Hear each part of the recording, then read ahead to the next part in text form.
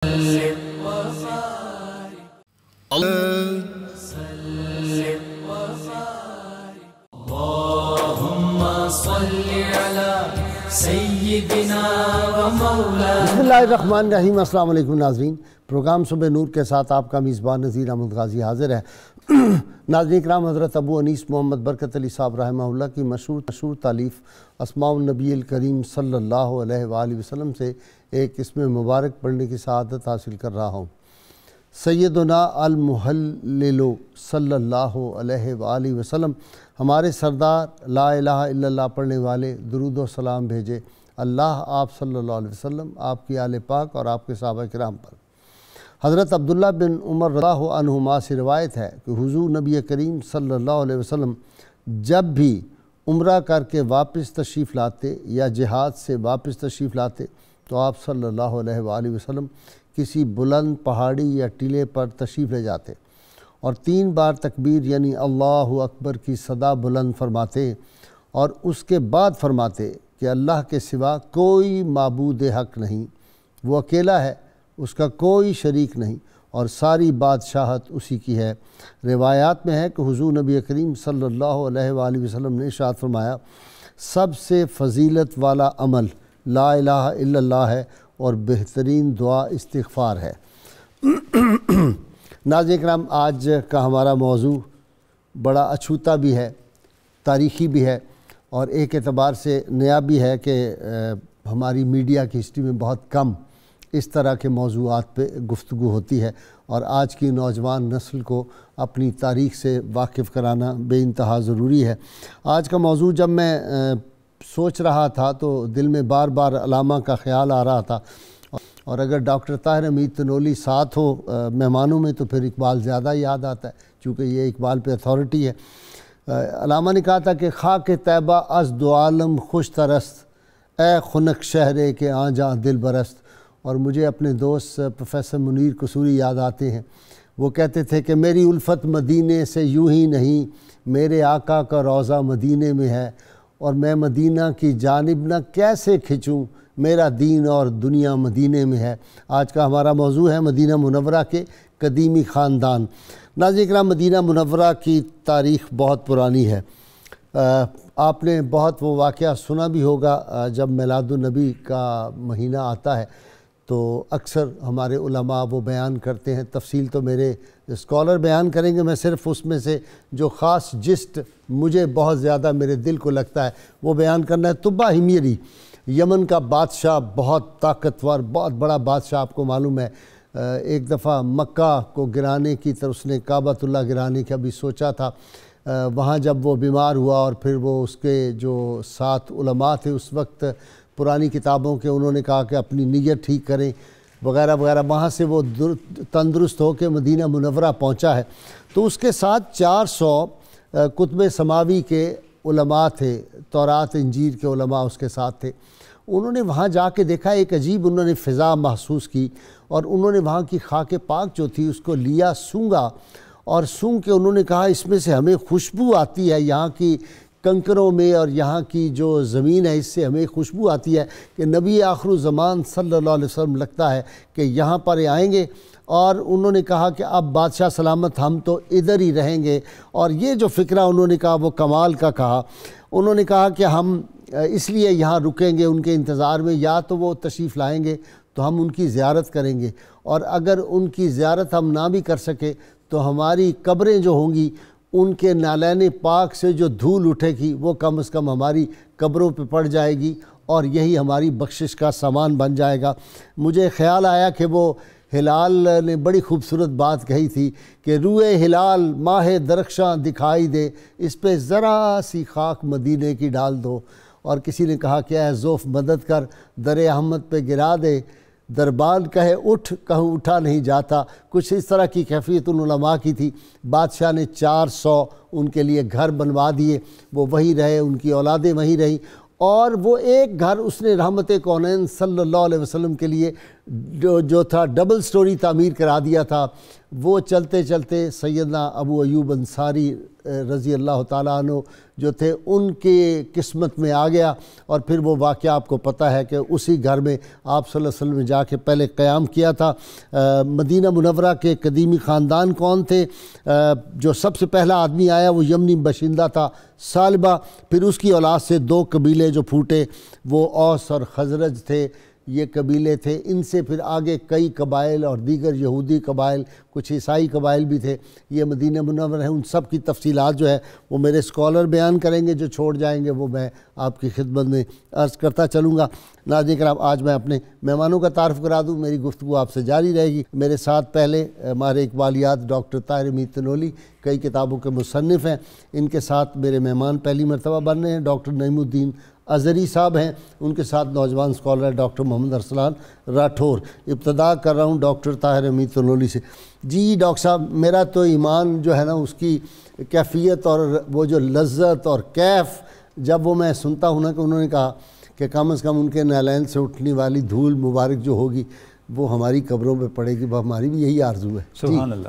بھائی صاحب، یہی وہ نیت ہے اور یہی وہ ہمارا عزم ہے جس کے تحت ہم آج اس کے موضوع پہ بات کر رہے ہیں۔ بھائی صاحب، جیسا آپ نے اشارہ بھی فرمایا کہ مدینہ طیبہ کے قدیمی خاندان جو ہیں یہ مدینہ طیبہ کی نسبت سے وہ مبارک خاندان ہیں جن کو وہ شرف حاصل ہے جو اس کرۂ ارض پر کسی اور خطے کے خاندان کو حاصل نہیں ہو سکتا۔ آپ دیکھیں کہ جب آپ صلی اللہ علیہ وسلم ہجرت فرما کے مدینہ تشریف لے گئے تو جس انداز سے وہاں موجود انصار نے استقبال کیا آنے والوں کا اور جتنا اِثار کیا، خود قرآن مجید نے اس کو یوں اس کی تعریف کی، وَيُؤْثِرُونَ عَلَىٰ أَنفُسِهِمْ وَلَوْ كَانَ بِهِمْ خَصَاصَةٌ، کہ یہ وہ لوگ ہیں جنہوں نے ایمان کے اندر اور مدینہ طیبہ میں اپنے قیام کے دوران آنے والے مہاجرین کے استقبال کے حوالے سے اس حد تک ایثار کیا کہ اپنی مشکلات بھی وہ بھول گئے اور اپنے اوپر آنے والی تکلیفوں کو بھی انہوں نے کسی تنگی کا باعث نہیں بنایا۔ تو یہ ایک ایسا شرف ہے اس یہاں کے خاندانوں کو، اور آپ صلی اللہ علیہ وسلم جب تشریف لے گئے تو بھائی صاحب جب ہم دیکھتے ہیں تو جو خاندان وہاں پہ آباد تھے ان میں 9 نمایاں خاندان تھے۔ اچھا، ایک حدیث مبارکہ بھی ہے، آپ صلی اللہ علیہ وسلم نے ارشاد فرمایا کہ مدینے کے جتنے گھرانے ہیں سب سے بہترین گھرانہ بنی نجار کا ہے، اس کے بعد بنی عبد الاشہل کا ہے۔ وہ رسول اللہ صلی اللہ علیہ وسلم کے نہال، آپ کے والد صاحب کے نہال۔ جی بالکل بالکل۔ اچھا، اور اس کے بعد جو ہے وہ بنی حارثہ کا ہے، اور اس کے بعد بنی ساعدہ کا ہے، اور ابو ایوب انصاری بھی نجار سے ہیں، ان کا تعلق بھی قبیلہ نجار سے، اور جب آپ تشریف لے گئے اس وقت بھی بنی نجار ہی آپ کے استقبال کے لیے باہر نکلے ہوئے تھے۔ تو یہ جب ہم دیکھتے ہیں تو یہ ایک شرف، اور آپ نے جو بعد میں ارشاد فرما دیا اس حدیث کا آخری جو حصہ ہے کہ انصار کے جتنے قبیلے ہیں، جتنے گھرانے ہیں، ساری برکتوں کا باعث ہیں۔ سارے گھرانوں کو اللہ رب العزت نے برکتوں کا حامل بنایا ہے۔ تو جب اب ہم اس کی ہسٹری کو دیکھتے ہیں غائی صاحب، تو مدینہ طیبہ کا جو آپ دیکھیں تو سام بن نوح کی جو اولاد تھی، اس کی اولاد میں سے جو لوگ یہاں پہ آئے وہاں سے بچ گئے طوفان نوح سے، اس سے آغاز ہوا، ان سے ساری آگے چلتے لوگ پھیلے۔ اچھا، اس کے بعد پھر یمن سے کچھ قبائل آئے جو یہودی قبائل تھے، پھر اس کے بعد بنی خزرج آئے، اور پھر بنی اوس آئے، اور ان کی جو نسلیں تھیں وہ پھر بتدریج آگے بڑھتے بڑھتے یہاں پہ مدینہ طیبہ کے اندر ان کی جو ہے آبادی ہم دیکھتے ہیں کہ وہ آگے خاندانوں میں ڈھلی۔ جی ڈاکٹر نعیم صاحب، ذرا بتائیں نا، ٹوٹل جو قبائل تھے، یہ میری جو طالب علمانہ ریسرچ ہے 19 تھے ٹوٹل قبائل جناب مدینہ منورہ میں۔ جی مشہور ان کی کوئی خاص باتیں بتائیں جناب۔ یہ جو وفاء الوفا باخبار دار المصطفیٰ امام سمودی کی کتاب ہے، اس حوالے سے ایک سند کی حیثیت رکھتی ہے۔ آپ نے ذکر کیا ہے کہ اس میں کل 20 سے کچھ زائد خاندان کل بنتے ہیں جو آئے تھے، جو کہ آپ نے اس کتاب میں ذکر فرمایا۔ اس میں جیسا کہ تنولی صاحب نے فرمایا کہ کچھ یہود قبائل تھے جن میں بنو نذیر، بنو قریظہ اور بنو قینقاع، بنو حدل، یہ سارے خاندان بھی تھے، اور یہ وہ لوگ تھے جو بابل سے آئے تھے، اور ان کے آنے کا یہ سبب بتایا گیا کہ جب ملک شام کے اوپر حملہ ہوا تو وہاں سے بہت زیادہ یہود کا قتال اور ان کو قتل کیا گیا، تو پھر وہاں سے انہوں نے بھی ایک بشارت سن رکھی تھی کہ آخر الزمان میں نبی آخر الزمان صلی اللہ علیہ وسلم ان دونوں وادیوں کے درمیان کھجوروں والی سرزمین پہ تشریف لانے والے ہیں۔ تو یہ بھی در حقیقت اسی بشارت کو سن کے وہاں پہ فروکش ہوئے۔ بعد میں جب یمن میں سد معرب، جسے معرب ڈیم کہا جاتا تھا، اس میں ایک بہت بڑا شگاف ہوا، بہت بڑا سیلاب آیا، جس کو قرآن نے سیل العرم سے یاد کیا.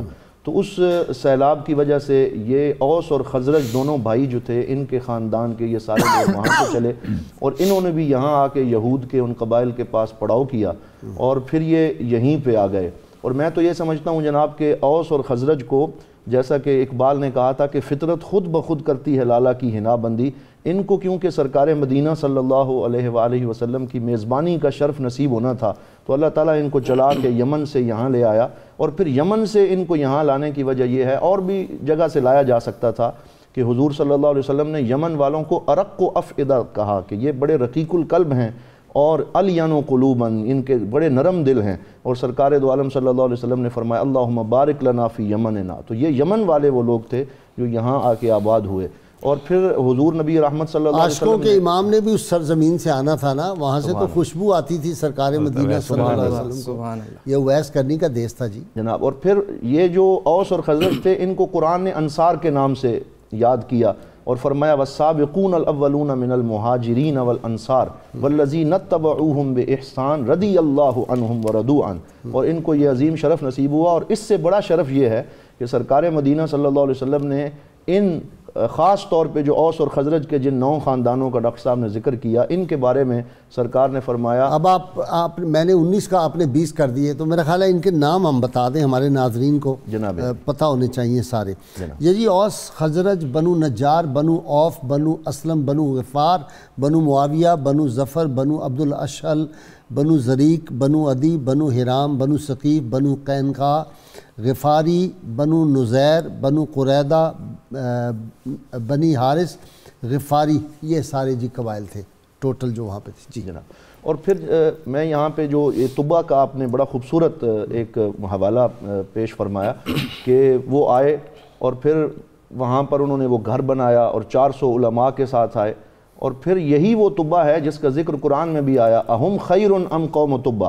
اور حضرت سیدنا ابو ہریرہ رضی اللہ تعالیٰ عنہ اور حضرت عبداللہ بن سلام اور حضرت کعب بن احبار نے ان کا بہت ذکر کیا. اور علامہ ابن کثیر نے پورا واقعہ تفصیل سے لکھا ہے کہ حضور صلی اللہ تعالیٰ علیہ وسلم نے اس طبا کو برا بھلا کہنے سے منع فرمایا اور دعا کی اس کے لیے اور اپنا بھائی کہہ دیا اس کو، اسے بھائی کہہ دیا. اور پھر حضور ایک بات اور میں یہ عرض کرنا چاہوں گا کہ حضور نبی رحمت صلی اللہ علیہ وسلم جب تشریف لائے تو ایک خط انہوں نے لکھا تھا، اور ایک شعر ہے جس کو علامہ ابن کثیر نے ذکر کیا کہ جو وہ لکھ کے گئے تھے سرکار دو عالم کے نام، اور وہ نسلاً بعد نسلاً 700 سال میں ان خاندانوں میں گردش کر رہا تھا. شہدت علی احمد انہو رسول من اللہ بار نسم ولو مد عمری الی عمرہ لکنت وزیرا لہو وابن عم. کہ اگر میری عمر طویل ہو جائے اور میں ان کا زمانہ پالوں تو میں ان کا وزیر ہوں، ان کا دست راست ہو جاؤں، ان کا غلام اور قریبی ہو جاؤں. واہ، جن کو سرکار اپنا بھائی کہہ دیں، دعا دے دیں، اس کی قسمت کا پھر کیا کہنا. جی سر، میں یہاں پر چونکہ آپ نے بات شروع کی، ایک میرے ذہن میں حدیث آ رہی تھی نبی کریم صلی اللہ علیہ وسلم. آپ تو اردو کے ہیں نا جی ہاں اسکالر بیسیکلی، تو پھر آ جائیں خطابت ان کی اور شاعری ان کی. تو نبی کریم صلی اللہ علیہ وسلم نے فرمایا کہ ایمان کا فرشتہ کہتا ہے کہ میں مدینے سے ہوں اور اس سے باہر نہیں جاؤں گا، اور اس کے ساتھ اس کی اس بات کو سن کے حیا کا فرشتہ اس کے ساتھ ہم پہلو ہو گیا.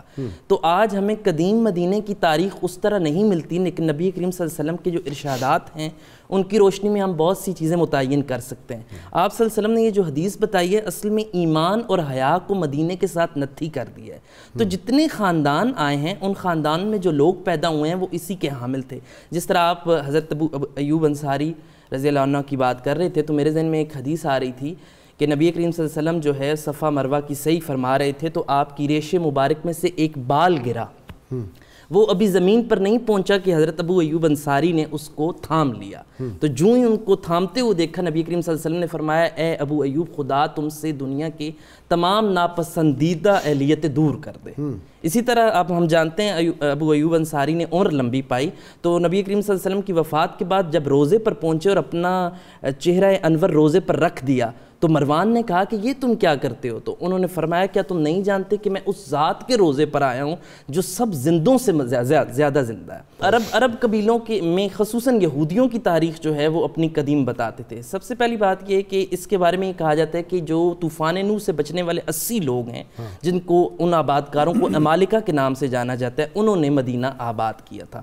بعد میں یہودی یہ روایت بیان کرتے تھے کہ حضرت موسیٰ کے دور میں انہوں نے عمالقہ کو مارنے کے لیے بھیجا تھا اور انہوں نے کہا تھا کہ یہاں کا کوئی بندہ بچنے نہ پائے، تو جو یہودی یہاں پر آئے تھے انہوں نے سب کو مارا، لیکن عمالقہ کا جو بادشاہ تھا اس کا ایک بیٹا تھا خوبرو، اس کو بچا کر لے گئے۔ جب واپس فلسطین میں پہنچے تو پتہ چلا کہ حضرت موسیٰ کا انتقال ہو چکا ہے، لیکن وہاں کے یہودیوں نے دیکھا کہ تم کو حکم دیا گیا تھا کہ سب کو مار دو، اب چونکہ تم ایک آدمی کو زندہ لے آئے ہو تو لہٰذا تم نے روح گردانی کی ہے، تو اس کے عذاب کے طور پر ان کو فلسطین سے نکال دیا گیا۔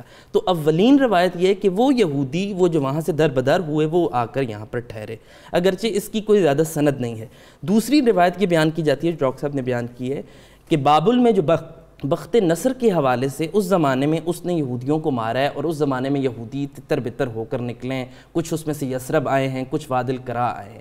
سب سے مستند روایت یہ ہے، یہ دونوں روایتیں غصب جو ہیں وہ قبل مسیح کی ہیں۔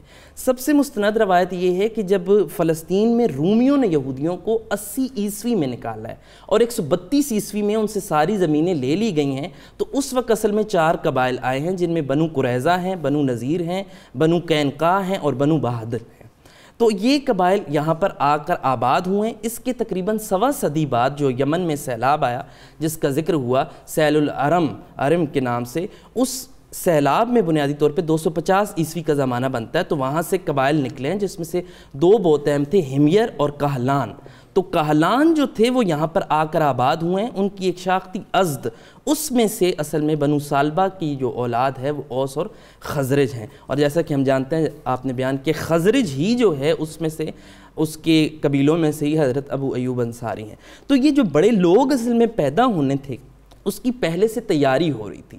اچھا جی ڈاکٹر صاحب، اس میں ایک بہت دلچسپ بات ہے، جب آپ صلی اللہ علیہ وسلم وہاں تشریف لے گئے اور سب لوگ آ رہے تھے آپ سے ملنے کے لیے، تو حضرت ابو ایوب انصاری نے اپنے خادم حضرت ابو یعلا کو، یا ابو لیلا ہیں، ان کو بھیجا کہ یہ خط لے جاؤ اور حضور صلی اللہ علیہ وسلم کی بارگاہ میں پیش کرو جو طبہ حمیری کا تھا۔ وہ اندر داخل ہوئے تو کافی لوگ بیٹھے ہوئے تھے آپ کی بارگاہ اقدس میں، تو آپ نے کہا کہ ابو لیلا لاؤ وہ خط میرے بھائی کا مجھے دے دو۔ تو وہ بڑے حیران ہوئے کہ میں تو پہلی دفعہ ملا ہوں تو میرا نام کیسے پتہ چل گیا اور یہ خط کیسے پتہ چل گیا؟ تو اس میں کئی ہمارے عقائد کے معاملات بھی حل ہو جاتے ہیں۔ ڈاکٹر صاحب بالکل ایسا ہی ہے، بہت سارے معاملات اس میں حل ہو جاتے ہیں۔ آپ صلی اللہ علیہ وسلم کو جس طرح اللہ رب العزت نے جب خاتم النبیین بنایا اور جن علوم سے نوازا، وَعَلَّمَكَ مَا لَمْ تَكُنْ تَعْلَمْ، تو یہ سارے معاملات ہم آپ صلی اللہ علیہ وسلم کی حیات پاک میں ایک سے بڑھ کے کئی مرتبہ دیکھتے ہیں۔ بلکہ اس کا دوسرا پہلو آپ یہ بھی دیکھیں کہ جو اشعار لکھے تھے طبہ حمیری نے، اس میں پہلے شعر میں آپ صلی اللہ علیہ وسلم کا اسم پاک اس نے احمد کہا، یعنی اسم پاک آپ کا لے لیا۔ تو آپ کا تعارف بھی پہلی لوگوں میں موجود تھا، جب پہلوں میں موجود تھا تو آپ کو پہلوں کو پتہ ہونا تو بدرجہ اولا بنتا ہے بلا شبہ۔ تو غازی صاحب جیسے ہم ذکر کر رہے ہیں ان قدیم قبائل کا، تو یہ اوس اور خزرج کے بعد ہم دیکھتے ہیں کہ جتنے بھی گہرانے آئے، جیسے بھی آپ نے بھی نام لیا، یہ سارے گہرانے پرائمریلی اوس اور خزرج ہی کی ذیلی شاخوں کے طور پہ آئے۔ صحیح ٹھیک ہے۔ اچھا، اور اس میں بعض خاندان اتنے اہم تھے کہ اگر آپ میثاق مدینہ کو دیکھیں تو اس میں آپ صلی اللہ علیہ وسلم نے جب یہود کے حقوق کا ذکر کیا تو کم و بیش 15-16 قبائل کے نام تک بیان کیے، بنو عوف کا یہ ہے، بنو حارث کا وغیرہ وغیرہ، یعنی ان کا ظاہر اتنا انفلوئنس تھا کہ ان کا آپ صلی اللہ علیہ وسلم نے ذکر فرمایا۔ دیکھیں یہودی اس زمانے میں بھی کیسے شیطان صفت تھے کہ یہ جو کچھ ان کو لڑاتے کرتے تو تھے ہی تھے، یہ ان کو امیین کہتے تھے، سب کو ان پڑھ کہتے تھے، اور خود اپنے آپ کو، یعنی جو ان میں ہے نا غرور اور کبر، یہ اس وقت سے ہی چلا آ رہا ہے۔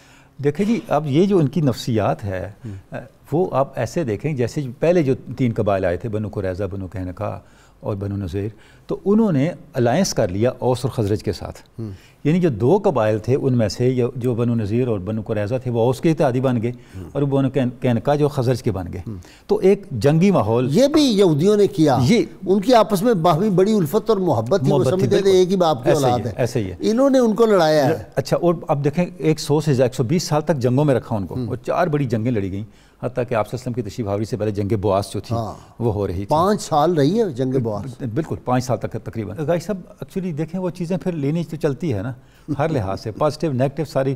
ستیزہ کار رہا ہے ازل سے تا امروز, چراغ مصطفی سے شرار ابو لہب بھی.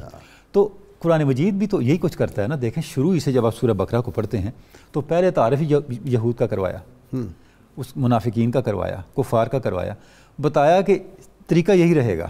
یعنی آپ سورہ فاتحہ پڑھتے ہیں اور یہ تمہارے کبھی دوست نہیں بن سکتے. اور سورہ فاتحہ پڑھنے کے بعد بھائی صاحب بالکل ان کا پوری نفسیات بیان کی نا. سورہ فاتحہ کے بعد سورہ بقرہ میں پہلا ذکر کیوں ان کا ہوا کہ ملت اسلامیہ کو جس طرح سے قرون اولیٰ میں صدر اول میں مخالفین کا جن حالات کا سامنا کرنا پڑا, اب وہی حالات آگے چلتے رہیں گے اور ان کو اس طرح سے آپ نے فیس کرنا ہے. ڈاکٹر صاحب مجھے لگتا ہے کہ یہ اس لیے آج یہ قدرت نے یہ موضوع آج رکھا ہے, یہ سمجھ آ جائے کہ اس وقت بھی جو صورتحال ہے مسلمان ممالک کے درمیان, ان کو جو لڑا رہا ہے پیچھے خفیہ ہاتھ, وہ سوچنا چاہیے پھر. بھائی صاحب بالکل اس میں یہی ہے. اور اس میں یہ وہی بالکل جو وہ جو تھے نا 2 قبائل بڑے, یہ وہی اوس اور خزرج کو جو لڑا رہے تھے آج بھی وہی لڑا رہے ہیں. آج بھی ہمیں مواخات کی ضرورت ہے ملت اسلامیہ کو, اور ہر طرح کی مواخات کی ضرورت ہے. یعنی سیاسی مواخات کی ضرورت ہے, معاشی مواخات کی ضرورت ہے, اسٹریٹجک مواخات کی ضرورت ہے, تاکہ ملت اسلامی جست واحد بن کے اپنے مفادات کا, اپنے مستقبل کا اور اپنے حالات کا تحفظ کر سکے. اچھا جی, ان میں صلاحیتیں بڑھی تھیں ان لوگوں میں, یہ بھی ایک پہلو تھا. غائی صاحب بلا شبہ ہر لحاظ سے آپ دیکھیں, خطابت, فصاحت, شاعری, ادب, بلکہ ادبی میلہ وہاں پہ یہ منعقد کیا کرتے تھے. بنو قینقاع مشاعرے اور ادبی میلے زبردست کرتے تھے. اب بڑے لٹریری لوگ, درسگاہیں موجود تھیں, وہاں ادارے موجود تھے. اب جب آپ صلی اللہ علیہ وسلم تشریف لے گئے تو مدینہ طیبہ کے اندر آخر ایک ایسی بیک گراؤنڈ تھی نا کہ کم و بیش 25 کے قریب مساجد جن میں درسگاہیں تک موجود تھیں آپ صلی اللہ علیہ وسلم کے زمانے میں قائم ہو گئیں.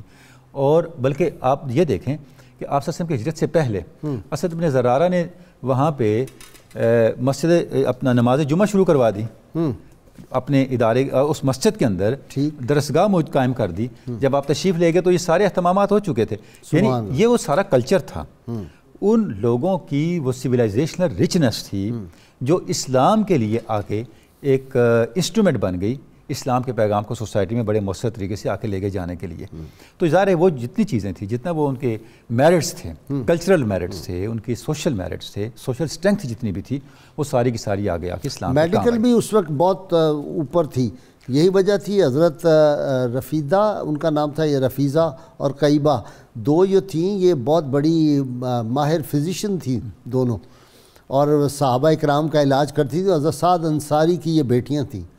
یعنی اس دور میں بھی لوگ یہ کوئی جاہل نہیں تھے, بڑے زبردست وہ لوگ تھے مدینہ میں. اچھا جی, آپ کی طرف آ جاتا ہوں جی. وہ ثقیفہ بنی سعدہ جو تھا یہ ڈبل سٹوری تھا, اور بڑا یعنی وہ کیا فارم ہاؤس تھا, اور پارلیمنٹ کا کام دے رہا تھا اس وقت بھی. اس لیے حسان بن ثابت کے یہ اجداد کا تھا نا, تو وہ فخر کیا کرتے تھے کہ میں وہ ہوں, تم جانتے نہیں میں کون ہوں. ثقیفہ بنی سعدہ جن کا تھا میرے اجداد کا تھا, تمہارے فیصلے وہاں ہوتے تھے, پارلیمنٹ وہاں بیٹھتی تھی, اور آپ صلی اللہ علیہ وسلم بھی وہاں تشریف لے جایا کرتے تھے بہت اکثر. جی بالکل. اور یہ جتنے انصار تھے, ہم ان 2 گروہوں کو دیکھتے ہیں. ایک طرف اوس اور خزرج کے یہ سارے قبائل ہیں, دوسری طرف یہود کے قبائل ہیں. اور جیسا کہ آپ نے فرمایا, یہود پہ جو صفت غالب نظر آتی ہے وہ یہی ہے کہ وہ غدر کبیر کے مرتکب ہوتے ہیں, ہائی ٹریزن ہے, اور وہ بہت زیادہ جو موقع انہیں ملتا ہے سب سے پہلے بنو قینقاع وہ غدر کرتے ہیں, اور حضور صلی اللہ علیہ وسلم ان کو دیس نکالا دیتے ہیں. یہ انقاع ہے. اور جیسا کہ اقبال نے کہا کہ آج بھی فرنگ کی رگے جاں پنجہ یہود میں ہے, اور یہ بالکل وہی سینیریو آج بھی ہم دیکھ رہے ہیں. اور دوسری طرف جو انصار ہیں ان کے بارے میں قرآن کیا خوبصورت منظر کشی کرتا ہے کہ والذین تبوؤا الدار والایمان یحبون من ہاجر الیہم ولا یجدون فی صدورہم حاجۃ مما اوتوا ویؤثرون علی انفسہم ولو کان بہم خصاصہ. ایثار ان کے اندر ہے, ایمان ان کے اندر ہے, وفا ان کے اندر ہے, خدمت کا جذبہ ان کے اندر سرایت کر چکا ہے. اور غازی صاحب میں عرض کروں گا کہ جب ہم آج بھی جاتے ہیں تو ریاض الجنہ میں ایک حدیث پاک آج کے اس دور میں بھی وہاں سونے کے پانی سے لکھ کے سامنے چمک رہی ہے کہ حضور نبی رحمت صلی اللہ علیہ وسلم نے فرمایا انہی خاندانوں کے بارے میں, ان الایمان لتعرض الی المدینۃ کما یعرض الحیۃ الی جوہرہا, کہ ایمان ایسے مدینے میں پناہ لیتا ہے کہ جس طرح اگر سانپ کو پناہ لینی پڑے تو وہ اپنی بل کی طرف جاتا ہے، تو اسی طرح جو ایمان ہے جب بھی اسے خطرہ محسوس ہوگا وہ مدینے میں پناہ لے گا۔ تو یہ اور صاحبان ایمان کی نشانی یہ ہے کہ میں مدینے کی جانب نہ کیسے کھنچوں، سبحان اللہ، وہ کھنچ کے آتے ہیں۔ اور انصار کی جو وفا ہے ان خاندانوں کی حضور صلی اللہ علیہ وسلم کے ساتھ، بنو نجار کی بچیوں کا ایک شعر تو مشہور ہو گیا، طلع البدر علینا، لیکن ایک شعر جو انہوں نے کہا وہ کمال ہے، وہ کہتی ہیں کہ نحن جوار من بن النجار یا حبذا محمد من جاری، کہ حضور صلی اللہ علیہ وسلم ہمارے پڑوس میں آ گئے۔ پھر ہر موقع پہ جیسا کہ غزوہ بدر کے موقع پہ سرکار سب کی رائے سننے کے بعد ان کی رائے سننا چاہتے ہیں۔ اشیروا علی ایھا الناس، مقداد اور حضرت سعد ابن معاذ رضی اللہ تعالیٰ عنہ، مقداد اور یہ عرض کی ہے ہادی عالم نہیں ہے قوم موسیٰ کی طرح کہہ دینے والے ہم، نبی کا حکم ہو تو پھان جائیں ہم سمندر میں اور جہاں کو زیر کر دیں نعرائے اللہ اکبر میں۔ عبداللہ بن مسعود کہتے تھے میری ساری فقہ کا حدیث کا علم مجھ سے لے لو اور وہ فقرہ مقداد یار وہ دے دو جو تم نے اس دن کہا تھا۔ اور حضور ان خاندانوں کو سرکار نے جو سند اور ڈگری اور سند امتیاز عطا فرمائی، وہ غزوہ حنین کا وہ موقع ہے کہ جب وہ غنائم تقسیم ہوئے ہیں اور کچھ جوان اپنے دل میں کچھ محسوس کرتے ہیں، سرکار ان کو جمع کر کے فرماتے ہیں یا معشر الانصار اما ترضون ان یذهب الناس بالبعیر والغنائم وانتم تذهبون برسول اللہ الی رحالکم، کہ کیا تم اس پر راضی نہیں ہو کہ یہ جو ہے وہ جانور اور مویشی یہ لے جائیں اور تم اللہ کا رسول اپنے ساتھ لے کے مدینہ چلے۔ اور پھر حضور صلی اللہ علیہ وسلم نے یہ فرمایا کہ لو کنت، یعنی اگر لولا الہجرت، اگر ہجرت نہ ہوتی لکنت امرأ من الانصار، تو میں ان انصار کا ایک فرد ہوتا۔ میرا ایک شعر ہے نعت کا، بڑی سادہ سی لکھی تھی، نہ عزت نہ شہرت نہ زر چاہیے مجھے آپ کا سنگ در چاہیے، وہی بس وہ مل گیا ان کو، جی اس طرف آ جاتے ہیں۔ ابھی ادبی حوالے سے بات ہو رہی ہے تو مدینہ عرب کا وہ شہر رہا ہے جس کے 100 سے زائد نام رہے ہیں، 100 سے زائد نام کا ہونا ہی اس کی فضیلت کو ثابت کرتا ہے۔ جس طرح نبی کریم صلی اللہ علیہ وسلم نے فرمایا کہ مدینہ کے ساتھ فریب کرنے والا ایسے ضائع ہوگا جس طرح پانی میں نمک گھل جاتا ہے۔ نبی ابھی آپ امی کی بات کر رہے تھے غازی صاحب، جس طرح یہودی جو ہیں باقی عربوں کو امی کہتے تھے اور ان کی خطابت کے حوالے سے، تو ان کے امی ہونا یہ جو ہے اس کے حوالے سے تو قرآن میں بھی آیت آتی ہے کہ وہ عربوں کا مال کھانے کو اپنے لیے جائز سمجھتے تھے، ایک تو امی۔ دوسری خطابت کی بات، ایک واقعہ ہے ان کے شاعر کا نسیج کا، بھی میرے ذہن میں آ رہا تھا، جو بعد میں عائشہ کے نام سے مشہور ہو گیا، کہ زور خطابت کیا تھا کہ نسیج کے بارے میں کہا جاتا ہے کہ وہ صحرا کے اندر گیا اور وہاں پر ایک جا کر خاندان کو ملا، اس کے قریب سے گزر رہا تھا۔ اب خاندان غریب تھا اور ان کے گھر میں کئی بیٹیاں تھیں کہ جن کا بیاہ نہیں ہو رہا تھا، تو اس نے جا کر اس خاندان کو جب پتہ چلا کہ نسیج یہاں سے گزر رہا ہے تو اس نے بکری حلال کی اور جو بھی ہے نسیج کو کھلایا، اور جب شراب پلائی اور جب وہ پورا نشے میں آ گیا تو اس نسیج نے پوچھا کہ تمہارے لیے کیا مصیبت ہے، تو ان لڑکیوں کی ماں نے جو ہے وہ بتانا شروع کیا کہ میری بیٹیاں ہیں اور ان کی شادی نہیں ہو رہی۔ تو کہتے ہیں کہ اس وقت اس کا جوش خطابت یہ تھا کہ اس نے قصیدہ کہا اور اپنے گھوڑے پہ بیٹھا اور گھوڑے کو نکال کے مدینے میں جا کر دم لیا، اور وہ قصیدہ جب اس نے لوگوں کے سامنے پڑھا تو اس جوش خطابت کی وجہ سے 5 بڑے اعلیٰ قسم کے قبیلوں کے لڑکے جو ہیں وہ ایک دن میں ادھر جا کے پہنچے اور جا کے ان سے شادی کی۔ ہمارے ساتھ کالر ہیں جی، السلام علیکم۔ وعلیکم السلام جی ڈاکٹر صاحب، مرالی والا گجرانوالہ سے جی فرمائیں سوال۔ سر میں نے پوچھنا تھا، یہ جو یمنی بادشاہ ہے یہ حضرت عیسیٰ علیہ السلام سے کتنی دیر پہلے یہاں مدینہ شریف میں آیا؟ ٹھیک ہے جی، ٹھیک ہے جی، نیکسٹ جی اسلم صاحب۔ ہاں جی سر، اللہ تعالیٰ آپ کو صحت دے جی۔ یہ طبع جو ہے نبی پاک صلی اللہ علیہ وسلم کی ولادت سے پہلے کب آیا تھا؟ ٹھیک ہے جی، بتا 1000 سال پہلے۔ جی نیکسٹ جی، جی عبدالرؤف صاحب فرمائیں۔ السلام علیکم قبلہ غازی صاحب۔ جی وعلیکم السلام۔ میں نے آپ سے سوال یہ کرنا تھا کہ میں نے سنا ہے کہ درود پڑھنا سنت ہے اور سننا فرض ہے۔ میرے گھر کے قریب مسجد ہے، مطلب کئی مرتبہ ایسا ہوتا ہے کہ میں درود پڑھ رہا ہوتا ہوں اور مسجد سے آواز آ جاتی ہے درود شریف کی، تو اس وقت میں پھنس جاتا ہوں کہ میں اپنا درود پڑھنا چھوڑ دوں یا یہ سنوں، اس وقت میں بڑا مقصد میں چلا جاتا ہوں۔ ٹھیک ہے جی، ابھی پوچھتے ہیں ان سے۔ جی ناظرین کرام، بہت مختصر وقفہ درود پاک سنتے پڑھتے ہیں، اور یہ ایمان افروز باتیں شہر آقا صلی اللہ علیہ وسلم کی کہ وہ ہماری باتیں جاری رہیں گی، آپ نے ہمارے ساتھ رہنا ہے۔ وعلى سيدنا علي وسيدتنا فاطمہ. ویلکم بیک ناظرین کرام. کسی نے کہا تھا کہ مدینہ کی زمین پر پہلے کچھ سجدے گزار آئی، پھر اس کے بعد گلشن کی طرف باد بہار آئی. بس باد بہار آتی ہے جب مدینہ کا ذکر ہوتا ہے. جو عاشق ہوتے ہیں، جو غلام ہوتے ہیں، ان کے قلب پہ ایک عجیب کیفیت ہوتی ہے. آج چونکہ مدینہ منورہ کی تاریخ کا ذکر ہو رہا ہے تو ایک عجیب کیفیت طاری ہو رہی ہے. جی آپ سوالوں کے جواب جو انہوں نے پوچھا، ایک تو آپ فرمائیں کہ ڈاکٹر صاحب آپ بتا دیں کہ حضرت عیسیٰ علیہ السلام سے پہلے طبہ ہمجری آئے کتنا برس پہلے؟ جی تقریباً ان سے پہلے آپ دیکھیں تو 250-300 سال بنتے ہیں. اچھا جی ڈاکٹر نعیم صاحب، وہ کہتے ہیں درود پاک مسجد میں پڑھ رہے ہوتے ہیں تو میں بھی پڑھ رہا ہوتا ہوں، بتائیں میں روک دوں اس کو سنوں یا اپنا بھی پڑھتا رہوں؟ جی ہاں، وہ اپنی حاضری جو سرکار کی بارگاہ میں پیش کر رہے ہیں اسے جاری و ساری رکھیں. اور قرآن پاک کے بارے میں یہ حکم ہے کہ وَإِذَا قُرِئَ الْقُرْآنُ فَاسْتَمِعُوا لَهُ وَأَنصِتُوا، لیکن درود تو پوری کائنات ہر وقت پڑھ رہی ہے تو انہیں یہ وظیفہ جاری رکھنا چاہیے. ٹھیک ہے. اچھا جی یہ فرمائیں کہ وہ جو سارے قبائل تھے اور ان کی جنگیں اور وہ تو سارا، جب آپ صلی اللہ علیہ وسلم تشریف لے گئے تو یہ کون کون بدبخت تھے جو حسد کی وجہ سے پہچانتے بھی تھے لیکن حسد کی وجہ سے نہیں دائرہ اسلام میں آ سکے؟ جی ان میں تو یہود کے وہ سارے لوگ تھے، لیکن خزرج سے عبداللہ بن ابی بن سلول جو تھے، یہ جب 5 سال یوم بعاث والی جنگ جاری رہی تو پھر اس جنگ میں بہت زیادہ لوگ مارے گئے، بہت بڑا نقصان ہو گیا.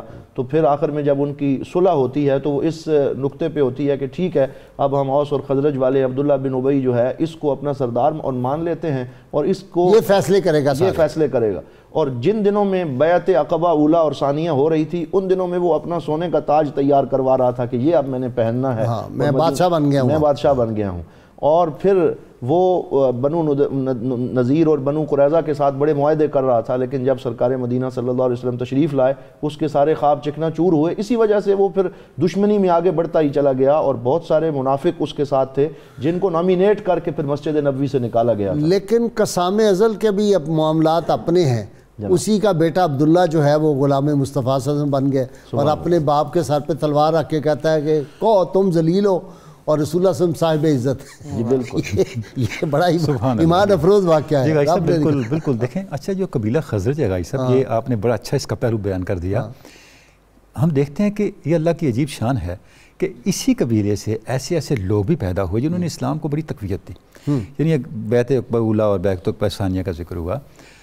پہلی بیعت کے اندر جو لوگ تھے اس میں سے بھی لوگ دوسری بیعت کے دوران بھی آئے. تقریباً 73 افراد تھے، مرد تھے اور 2 عورتیں تھیں. اچھا ان 2 عورتوں میں سے بھی ایک عورت بنی نجار میں سے تھی. یعنی یہ جیسے آپ نے ارشاد فرمایا آپ صلی اللہ علیہ وسلم نے کہ قبیلہ بنی نجار انصار کے گھرانوں میں سے سب سے زیادہ برکت والا گھرانہ ہے. تو ہم دیکھتے ہیں کہ جہاں کوئی کار خیر ہے، امی ہمارا ان کا نام ہے، ان کا نام ہی امی ہمارا تھا. وہی آئی تھی. ہائے ہائے ہائے ایسی بہادر خاتون. اللہ اکبر کیا بات ہے. اور یہاں اگر حضرت حسان ابن ثابت کا نام بھی لے لیا جائے کیونکہ وہ بھی اسی انصار کے قبائل سے تعلق رکھتے ہیں. نہیں وہ تو پہلے میں بیان کر چکا ہوں. اور دوسری بنی سلمہ سے تھی.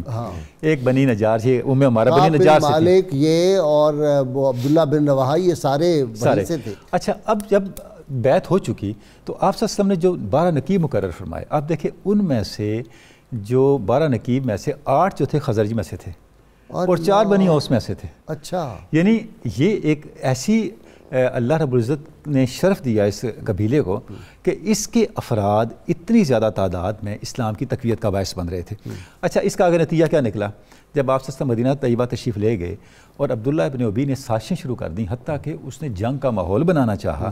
تو آپ صلی اللہ علیہ وسلم تشریف لے گئے اس سے ملاقات کے لیے اور فرمایا کہ جو میرے 12 نقیب ہیں اس میں سے 8 تمہارے ہی قبیلے سے ہیں. تو اس کو پھر وہ جنگ والا معاملہ چھوڑنا پڑا. بہت بڑے بڑے لوگ پیدا ہوئے اس قبیلے میں سے جنہوں نے آگے چل کر کے پھر ہم دیکھتے ہیں کہ اسلام کے لیے غیر معمولی طور پہ خدمات انجام دی اور اسلام کے لیے غیر معمولی جو ہے وہ تقویت اور طاقت کا باعث بنے.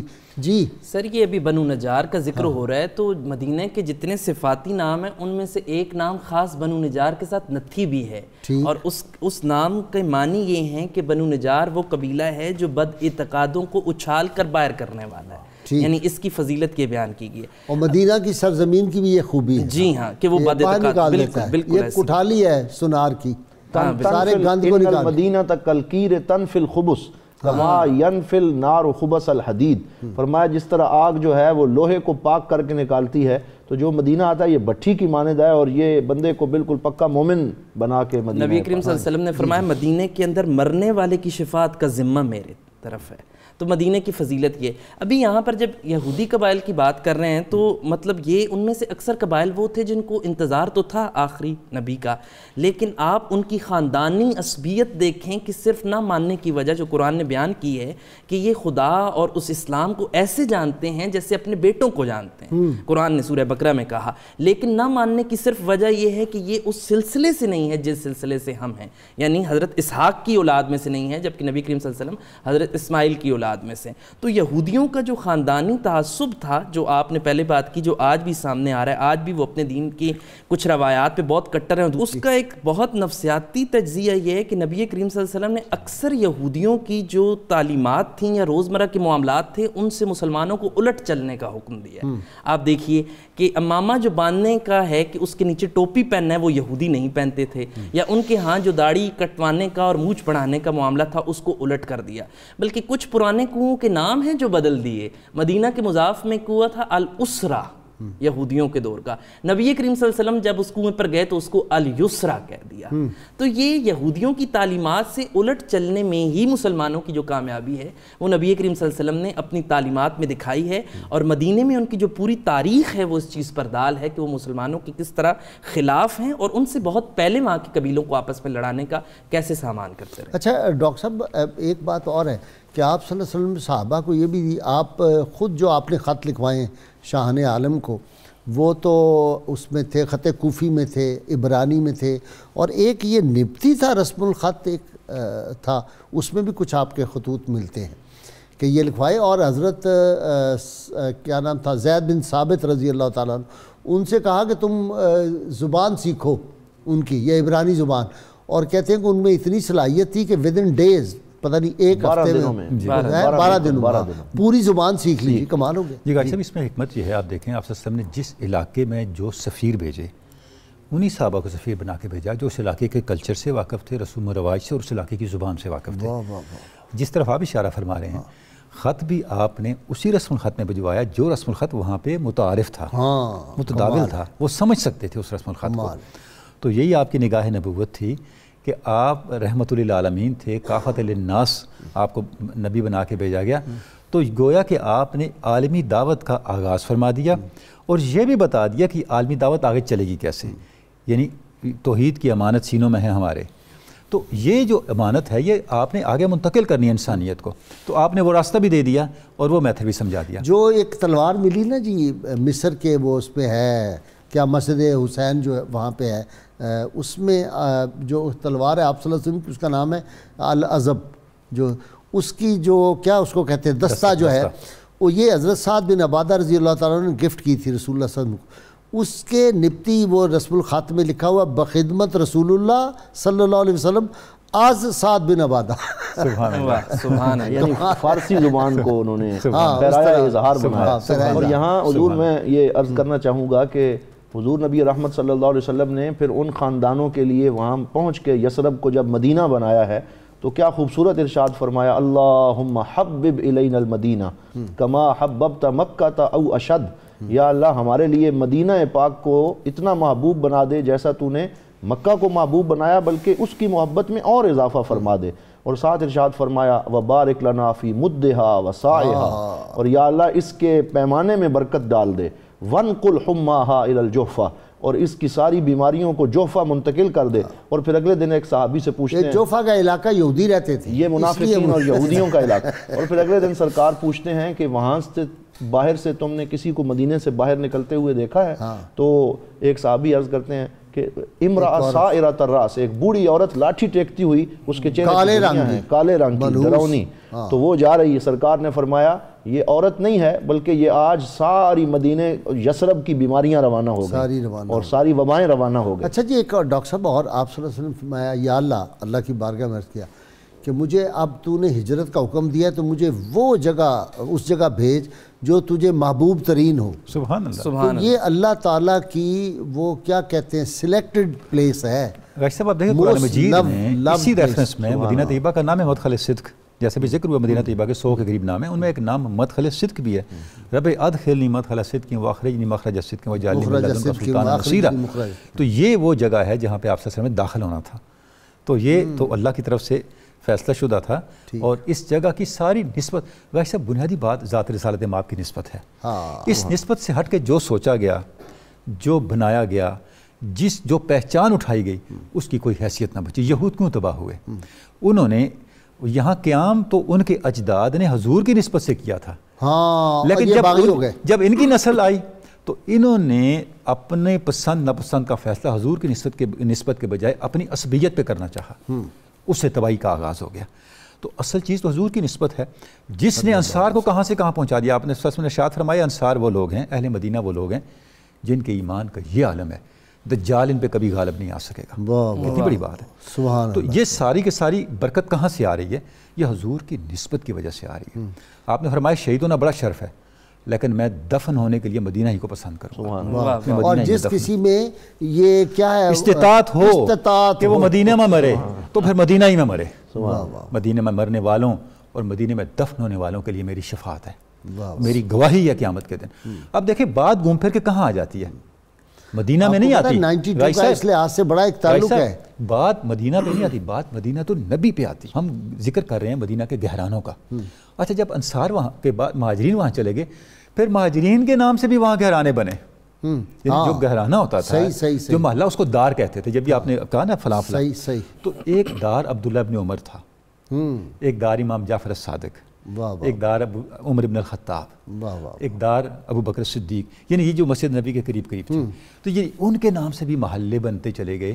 اور کیونکہ آپ صلی اللہ علیہ وسلم نے وہاں جا کے آبادیاں بنائی نا، وہاں پہ خود لوگوں کو سیٹل کیا، گھر بنائے اور بتایا کہ گھر بنتے. اب دیکھیں جب آپ صلی اللہ علیہ وسلم نے گھر بنائے، وہ ذرا یہاں مسولینی اور اقبال والا بھی سنا دیں. بالکل وہ بہت ریلیونٹ ہے. ہاں جب مسولینی سے ملاقات ہوئی علامہ کی، تو مسولینی نے پوچھا کہ میں اپنے ملک کے لیے کیا بہتر کر سکتا ہوں. تو علامہ نے فرمایا تم اگر اپنے ملک کے کلچرل اور اس کی جو سوشل سٹرکچر ہے اس کو بہتر آئیڈیا رکھنا چاہتے ہو تو اپنے شہروں کی آبادی کو حد سے زیادہ نہ بڑھنے دو. اس نے کہا یہ آئیڈیا آپ نے کہاں سے لیا؟ آپ نے فرمایا، علامہ نے فرمایا یہ آئیڈیا میرے پیغمبر صلی اللہ علیہ وسلم، حضور نے ایسے ہی کیا کہ وہاں پہ مختلف بستیاں بنائیں. اتنا بڑا تمدنی راز تمہارے پیغمبر صلی اللہ علیہ وسلم کو اس وقت صدیوں پہلے پتا تھا. تو اب یہ چیزیں اچھا میں یہ عرض کر رہا تھا، جب آپ صلی اللہ علیہ وسلم نے بنائے وہ محلے بنائے مختلف علاقے صحابہ کرام کے مختلف وہ کیے، تو اس میں جو راستے چھوڑے آپ نے ہدایت فرمائی کہ اتنا کھلا راستہ چھوڑو جس میں 2 لدے ہوئے جانور بجاوقت گزر سکیں. اور 2 جانور پتہ ہے کتنے ہیں؟ وہ جب اس پہ آپ لدا ہوا کیا اس سامان لدا ہوا اور یہ وہ سامان لدا ہوا ہو تو وہ کتنا ہوتا ہے؟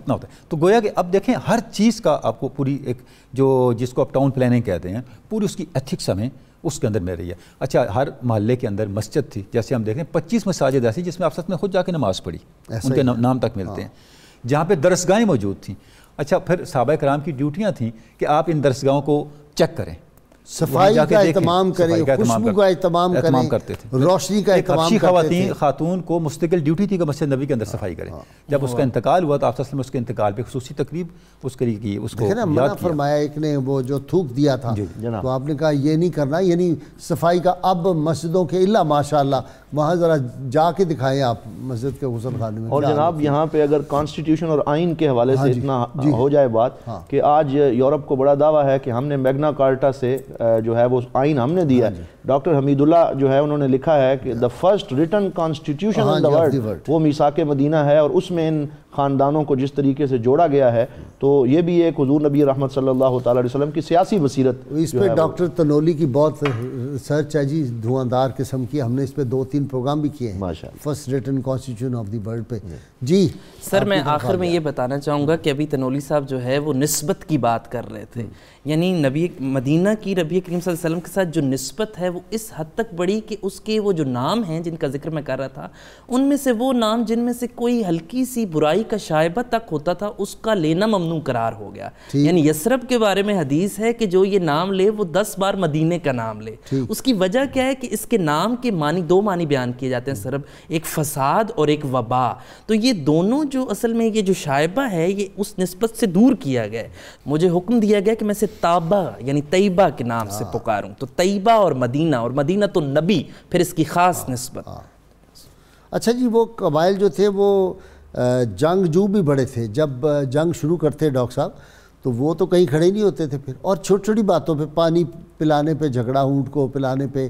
اور ایک جنگ جو تھی وہ تقریباً 700 برس تک جاری رہی, اور وہ اس طرح ہوئی کہ یہ بیٹھے ہوئے تھے اپنی, وہ جی چوپال تھا وہاں پہ بیٹھے ہوئے, تو ایک نے اپنا پاؤں, اس نے کہا کہ میری فصل جو ہے نا یا میرا باغ, اس میں جرت نہیں کسی کی کوئی داخل ہو آج تک, مائی کا لال کوئی نہیں. دوسرے نے اپنا قدم بیچ میں رکھ دیا, اس نے کہا لو یہ میرا قدم ہے, اسے اس کا قدم کاٹ دیا.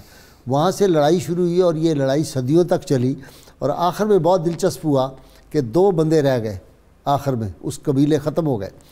تو وہ جو ایک تھا, عورتیں رہ گئی تھی, تو اس نے کہا کہ اس کے سینے پہ چڑھ گیا, جب گردن کاٹنے لگا نا تو کہنے لگا آپ بتاؤ تمہاری تو نسل ختم, میں تو ابھی باقی ہوں.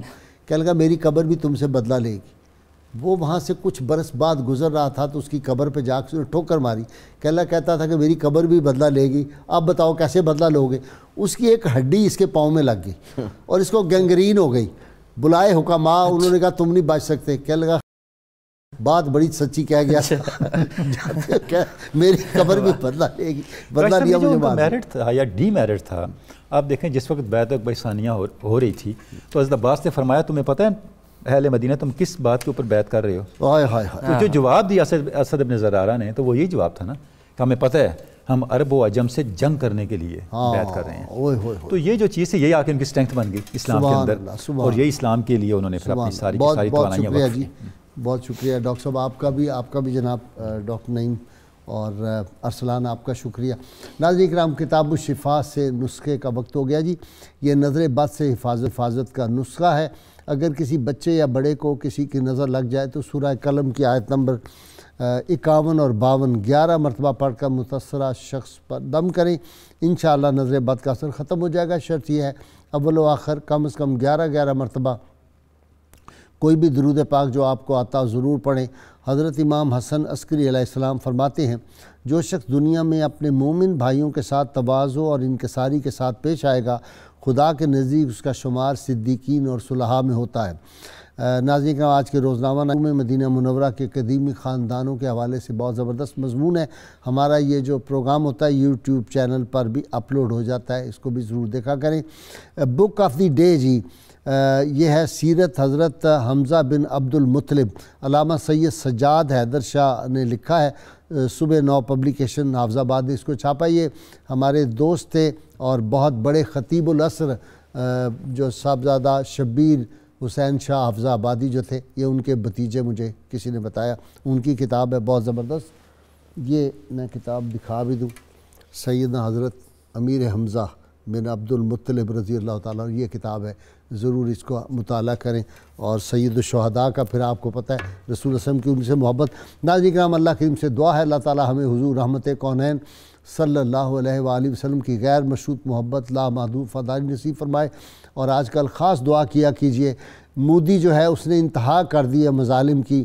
جس طرح مسلمان طلباء پہ ظلم ہو رہا ہے دہلی یونیورسٹی کے اور علی گڑھ یونیورسٹی کے اور دیگر پہ, اور کشمیر کے مسلمانوں پہ, اللہ تعالیٰ مودی اور اس کے سارے چیلے چانٹوں کو تباہ و برباد فرمائے. اللہ تعالیٰ فلسطین کشمیر کے برما کے مسلمانوں کو آزادی عطا فرمائے. نعرے کے لیے تیار ہو جائیے میرے تینوں اسکالر اور ناظرین سامعین مل کے زوردار نعرہ لگائیں گے. پاکستان کا مطلب کیا؟ لا الہ الا اللہ محمد رسول اللہ صلی اللہ علیہ وسلم.